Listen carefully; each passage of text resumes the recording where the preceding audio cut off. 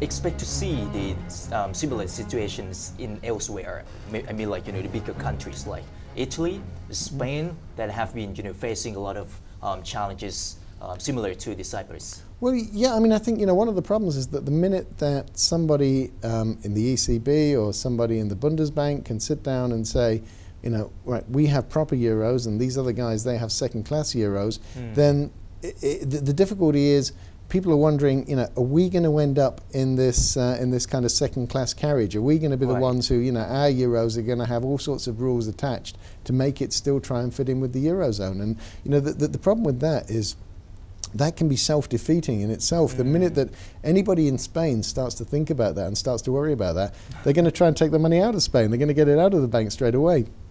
Same with Greece, same with Italy. It's happening now? It's already happening. I mean, it's something that's been happening on and off for the last year or so. We saw a lot of bank runs in Spain last year. But I think, we had a really noticeable sort of crisis of confidence earlier in the week when there was this comment from the Dutch ECB representative who said that what we're doing for Cyprus is now going to be a template. It's going to give us a model that we can use throughout the eurozone. And the minute that happened, we saw bond yields start to suddenly go crazy. Everybody was dumping Italian assets, Spanish assets. That was it wasn't just a bank run; it was an asset run. People wanted to get anything they could out of those countries because all of a sudden they were really worried. Now, the ECB backtracked, the EU backtracked within about 24 hours of that statement and said, no, we didn't really mean it. But I think people are now so nervous. That idea has been planted in people's minds that, if we're not careful, we could end up being part of this second-class euro. The second-class euro is automatically worth 40% less because the government and the ECB and the EU will take that from you. And also, we won't be able to get it out of the bank. We won't be able to spend it. It's a real problem for depositors in Cyprus. If you've got your money on deposit and you need that money to live on, but you can only take out 12,000 baht a day, there are real practical problems here, and that's why. And you have to wait in the line. Exactly. You've seen all the TV pictures, the queues, people sitting outside queuing for hours, and that can't be healthy for the economy. So there's also a real risk that this is going to spark a recession in Cyprus, or a worse recession, much higher unemployment that needed to happen. So there's a lot of unintended consequences of this, and I think that's the real danger, that we don't know where this is going to take us. We wrote an opinion piece about this last week, actually, when it was just starting to happen. And I don't know how many Money Channel readers know much about Greek mythology, but back in ancient Greek tales, Cyprus was famous because it was where Aphrodite, who is the goddess of love, it's where I was going to say she was born, but she wasn't born. She actually came out of the sea. She just rose up out of the sea one day. Now, Aphrodite was the goddess of love, but she married a very ugly guy who, he had a club foot, he couldn't walk properly, but she married him because he was a fantastic artisan. He made things for her. He built her a garden and he built her a house, and he fashioned fantastic things in all the stories. But that wasn't enough for Aphrodite, and what she did was she went and had an affair with Ares, who was the god of war.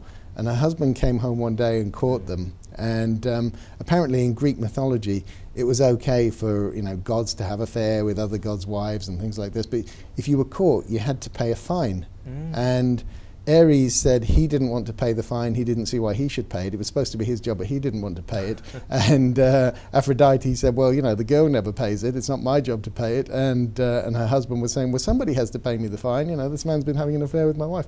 And this dispute, it's one of the stories in Greek mythology. It went on for a long time because nobody actually wanted to pay. And in the end, Poseidon, who's one of the other gods, came up and said, oh, look, I'll pay just to get rid of the problem. And, for us, we're wondering if that's a little bit what the Cypriot problem is like, that nobody really wants to pay for this. So all of a sudden, instead of making the people who are responsible, the people who've had the benefit, the core countries, the ones with the wealth, instead of making them pay, well, Russia seems to be the one who's having to pay at the moment. So they seem to be the ones who've been unlucky in this. But I think the moral going forwards for the whole eurozone is we all know what the problems are, but nobody really wants to be the one who has to pay anymore. Right. But one thing that I like about the Cyprus now, because they're trying to take the action. They launched some kind of system that you suggested the viewers. Yes. The good bank and the bad bank. Exactly. So do you think that it's going to work there?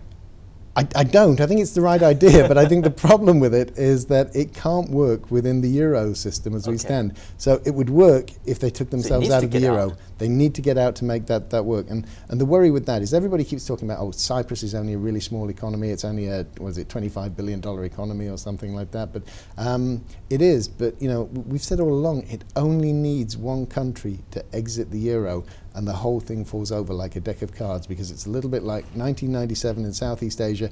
The minute that one currency devalues, everybody turns their attention to the next one. And I think that's the danger with Cyprus, that if it means Cyprus has to get out the euro, if it means that confidence is lost in the euro, any one sign of weakness, there's going to be contagion before you know it.